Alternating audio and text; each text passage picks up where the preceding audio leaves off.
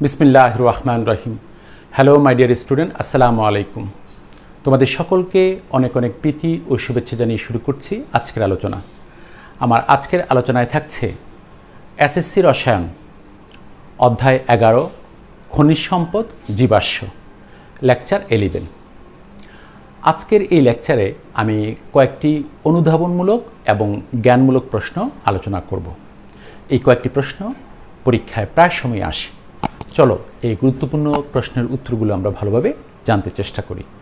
আমি ইতিমধ্যে বোর্ডে লিখে রেখেছি, দেখো প্রশ্নগুলো হচ্ছে: 1 নাম্বার, পলিমারকরণ বিক্রিয়া কি ব্যাখ্যা করো। 2 নাম্বার, সংযোজন বা দ্রুত পলিমারকরণ বিক্রিয়া কি ব্যাখ্যা করো। 3, মনোমার কি। তারপরে 4 হচ্ছে রেকটিফাইড স্প্রিট কি। চলো এক এক করে এগুলো আমরা জানতে চেষ্টা করি।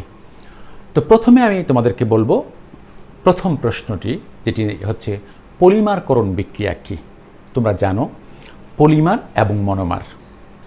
তোমাদেরকে ছোট্ট একটা বিষয় দিয়ে আমি বলবো, তোমরা জানো একটা বিল্ডিং ইট দিয়ে হয়, সাথে সাথে রড সিমেন্ট এগুলো তো লাগেই। তোমরা জানো এক একটা ইটের মধ্যে সিমেন্ট দিয়ে পরে আরেকটা ইট দিয়ে এরকম করে সারিবদ্ধ করে এক পর্যায়ে এত বিশাল একটি বিল্ডিং তৈরি হয়। এই যে বিশাল বিল্ডিংটি সেটা হচ্ছে পলিমার, আর একটা যে ছোট্ট ইট সেটাই হচ্ছে মনোমার। অর্থাৎ যে বিক্রিয়ায় মনোমারগুলো বিক্রিয়া করে বৃহৎ অণু তৈরি করে সেই বিক্রিয়াটাকে বলা হয় পলিমারকরণ বিক্রিয়া। অর্থাৎ ছোট ছোট অণুগুলো একত্রে যুক্ত হবে, যুক্ত হয়ে বড় অণু তৈরি করবে। ওই যে বড় অণুটা তৈরি করাটা, সেই বিক্রিয়াটাকেই বলা হবে পলিমারকরণ বিক্রিয়া। যেমন ইথিন পলিমারকরণ বিক্রিয়ার মাধ্যমে পলিথিন উৎপন্ন করে। পলিথিনটা হচ্ছে পলিমার আর ইথিনটা হচ্ছে মনোমার। আসো আমি লিখে রেখেছি। তো প্রথম প্রশ্ন হচ্ছে পলিমারকরণ বিক্রিয়া কি ব্যাখ্যা করো। লক্ষ্য করো, যে বিক্রিয়ায় কোনো পদার্থের অনেকগুলো ক্ষুদ্র অণু পরস্পর যুক্ত হয়ে, দেখো পরস্পর যুক্ত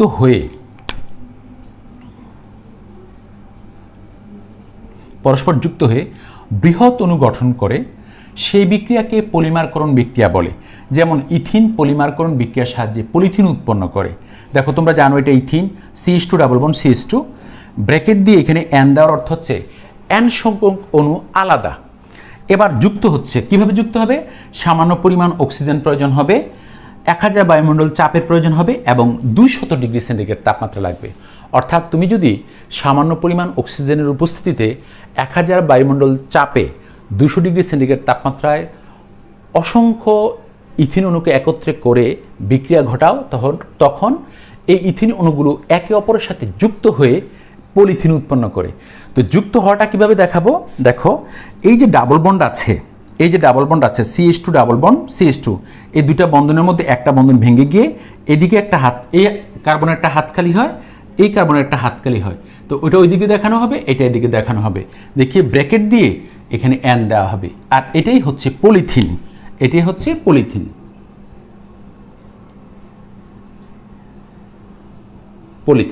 তো তোমাদেরকে বলি এটা বিষয়টা ক্লিয়ার করার জন্য, যেমন তোমরা দেখেছো মানববন্ধন করা হয়, যে মানববন্ধনে আমি যদি দুই দিকে দুইটা হাত দেই, আমার এই পাশে একজন ধরবে, এই পাশে আরেকজন ধরবে, এরপর তার পাশে যে আরেকজন আছে সে করবে কি তার হাত ধরবে। এইভাবে ধরতে ধরতে বিশাল একটা লম্বা শিকল হতে পারে।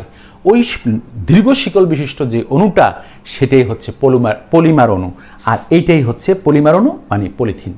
তাহলে কি হলো ফাইনালি? দেখো পলিমারকরণ বিক্রিয়া কি ব্যাখ্যা করো। যে বিক্রিয়ায় কোনো পদার্থের অনেকগুলো ক্ষুদ্র অণু পরস্পর যুক্ত হয়ে বৃহৎ অণু গঠন করে সেই বিক্রিয়াকে পলিমারকরণ বিক্রিয়া বলে। যেমন ইথিন পলিমারকরণ বিক্রিয়ার সাহায্যে পলিথিন উৎপন্ন করে। বিক্রিয়াটি কি? 1000 বায়ুমণ্ডল চাপ লাগবে সামান্য পরিমাণ অক্সিজেনের উপস্থিতিতে 200 ডিগ্রি সেন্টিগ্রেড তাপমাত্রায় ইথিনের N সংখ্যক অণু পরস্পরের সাথে যুক্ত হয়ে পলিথিন উৎপন্ন করে। এক্ষেত্রে ইথিন হচ্ছে মনোমার, আর এই যে যুক্ত হওয়ার পর যে দীর্ঘ শিকল বিশিষ্ট অণুটা হলো সেটা হচ্ছে পলিমার, এটা পলিমার, আর এখানে এই যৌগটার নাম হচ্ছে পলিথিন। তাহলে আমাদের 1 নম্বর প্রশ্নের উত্তরটা শেষ হলো। পলিমারকরণ বিক্রিয়া কি ব্যাখ্যা করো। তোমাদেরকে আবারও আমি বলবো, একটি বিল্ডিং ইট দিয়ে তৈরি হয়, ইটটা হচ্ছে মনোমার আর বিল্ডিংটি হচ্ছে পলিমার। এই কথাটা যদি মনে রাখো তাহলে পলিমার এবং মনোমারের মধ্যে কখনো কোনো কনফিউশন হবে না। আমি এখন তোমাদেরকে বুঝাবো সংযোজন বা দ্রুত পলিমারকরণ বিক্রিয়া কি ব্যাখ্যা করো। এখন এই মুহূর্তে আমি সংযোজন বা দ্রুত পলিমারকরণ বিক্রিয়া বুঝাবো তোমাদেরকে। তো এটা কিন্তু একটা সংযোজন বা দ্রুত পলিমারকরণ বিক্রিয়া। আমি এটা রেখে দেব, এই বিক্রিয়াটি রেখে দেব।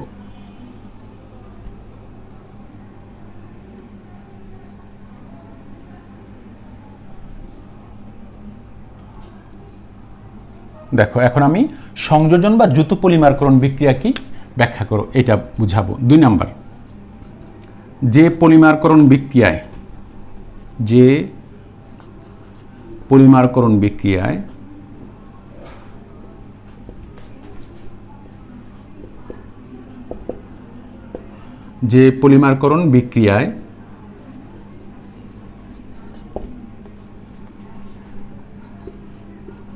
বিক্রিয়ায় মনোমার অণুগুলো,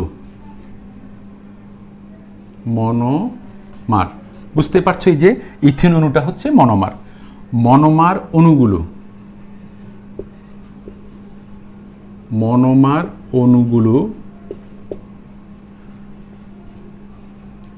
পরস্পরের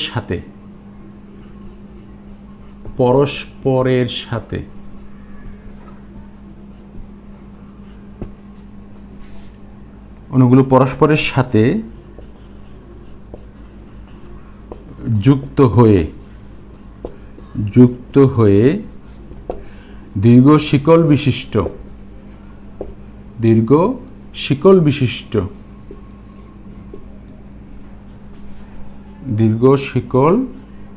বিশিষ্ট পলিমার অণু গঠন করে, পলিমার অণু গঠন করে তাকে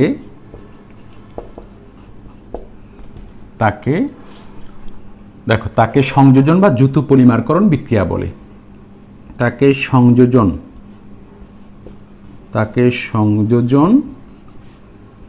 বা দ্রুত পলিমারকরণ বিক্রিয়া বলে।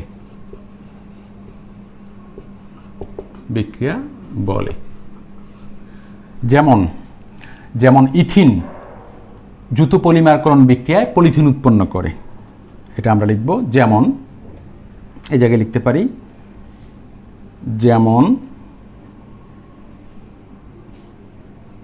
জায়গাটা ক্লিয়ার করে আমি লিখে ফেললাম, যেমন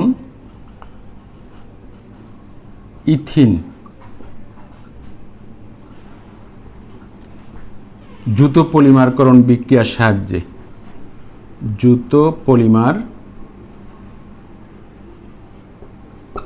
পলিমারকরণ বিক্রিয়ার সাহায্যে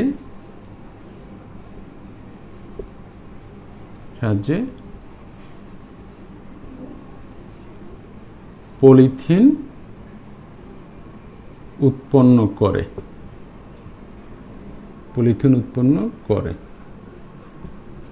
লক্ষ্য করো, তোমাদেরকে একটু আগে বলেছি, আবার এখনো বলছি, 1000 বায়ুমণ্ডল চাপে 200 ডিগ্রি সেন্টিগ্রেড তাপমাত্রায় সামান্য অক্সিজেনের উপস্থিতিতে ইথিনকে যখন পলিমারকরণ বিক্রিয়ায় অংশগ্রহণ করানো হয়, তখন ইথিনের N সংখ্যক অণু পরস্পরের সাথে সরাসরি যুক্ত হয়ে পলিথিন উৎপন্ন করে। এই বিক্রিয়াটি একটি সংযোজন পলিমারকরণ বিক্রিয়া। কেন? কারণ এই ইথিনের প্রত্যেকটি একটি ইথিন অণু আরেকটি ইথিন অণুর সাথে, ওই ইথিন অণু আরেকটি ইথিন অণুর সাথে এইভাবে পরস্পর শুধু ইথিন অণুই একে অপরের সাথে যুক্ত হয়ে দীর্ঘ শিকল বিশিষ্ট পলিথিন উৎপন্ন করে। যেহেতু সংজ্ঞায় আছে যে মনোমার অণুগুলো যদি পরস্পরের সাথে সরাসরি যুক্ত হয়ে পলিমার তৈরি করে, তখন ওই বিক্রিয়াটিকে বলা হবে সংযোজন পলিমার।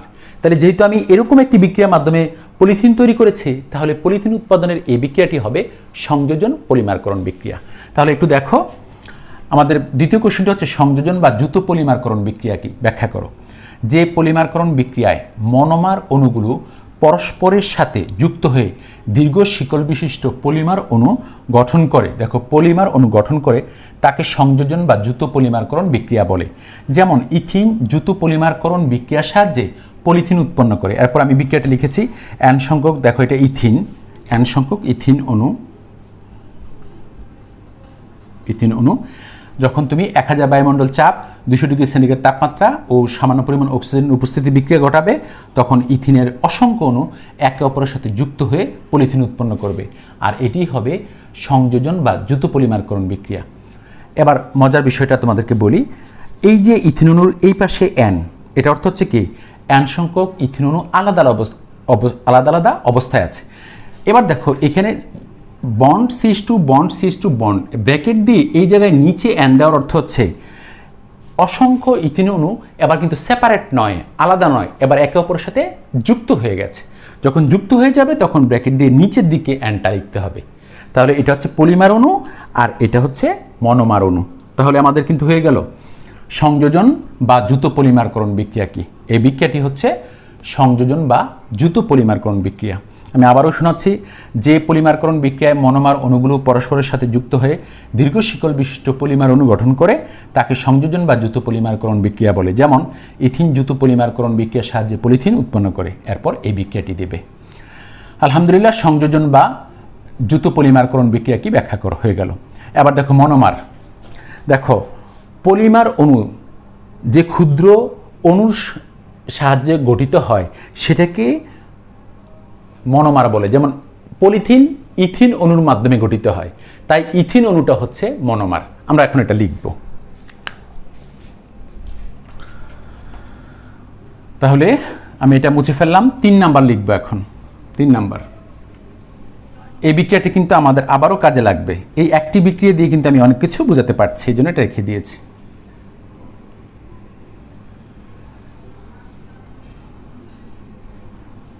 তাহলে দেখো এখন 3 নাম্বারের অ্যান্সার লিখব। 3 নাম্বারের অ্যান্সার লিখছি। 3, মনোমার কি?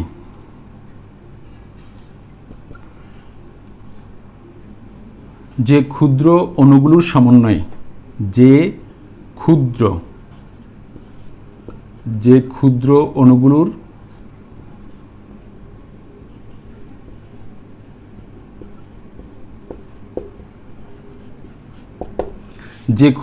অণুগুলোর সংযোগের ফলে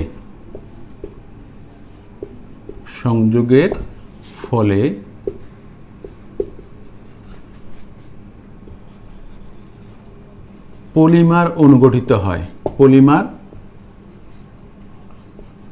অণু গঠিত হয়। যে ক্ষুদ্র অণুগুলোর সংযোগের ফলে পলিমার অণু গঠিত হয়, সেই ক্ষুদ্র অণুগুলোকে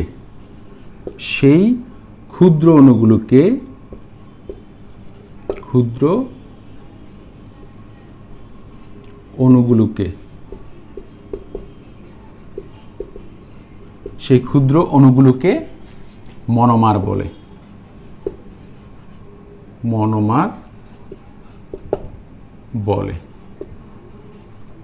যেমন পলিথিনের মনোমার হচ্ছে ইথিন।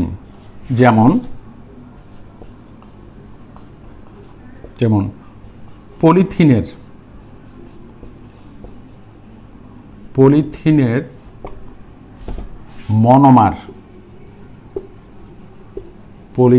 মনোমার হচ্ছে ইথিন।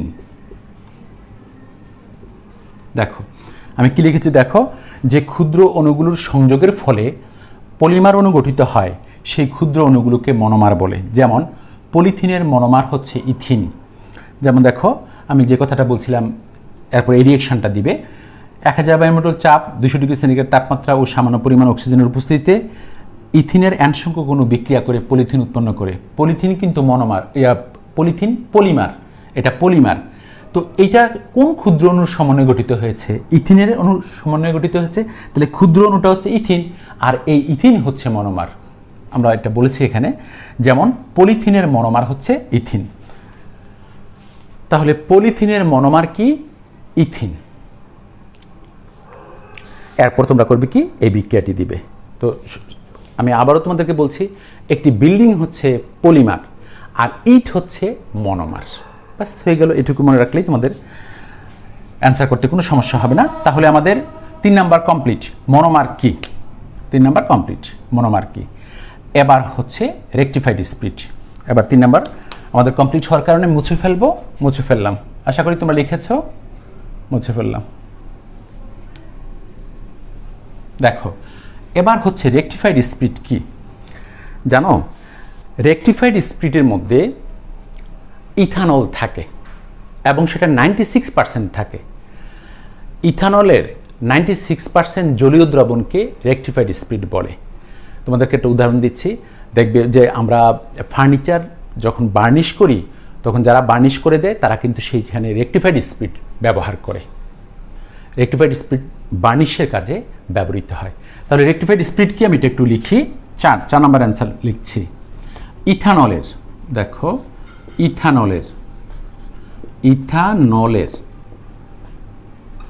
ইথানলের ব্র্যাকেটে দেখো লিখছি CH3 bond CH2 bond OH, এটা হচ্ছে ইথানল। তো ইথানলের 96% জলীয়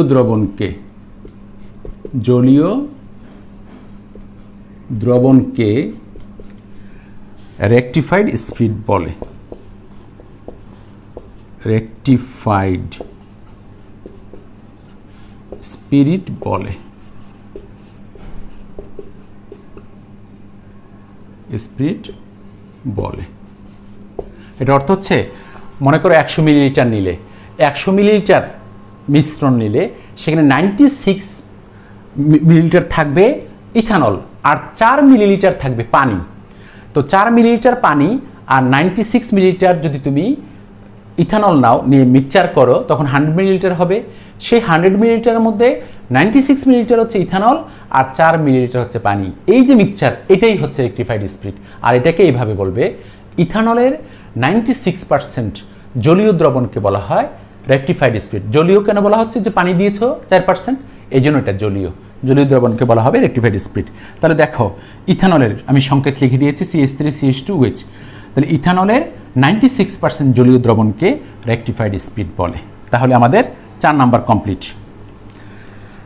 আশা করি লিখে নিয়েছো। আলহামদুলিল্লাহ, আজকে আমরা 4টি কোশ্চেন আলোচনা করলাম। এগুলা অনুধাবনেও আসে, জ্ঞানমূলকেও আসে। জ্ঞানমূলকে আসলে শুধুমাত্র সংজ্ঞাটা দিবে, আর অনুধাবনে আসলে রিঅ্যাকশান সহ দিবে। তাহলে তোমরা ফুল মার্কস পেয়ে যাবে।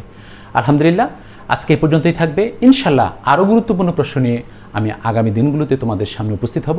সে পর্যন্ত ভালো থেকো, সুস্থ থেকো। আল্লাহ হাফিজ, ফি আমানিল্লাহ। ধন্যবাদ সকলকে।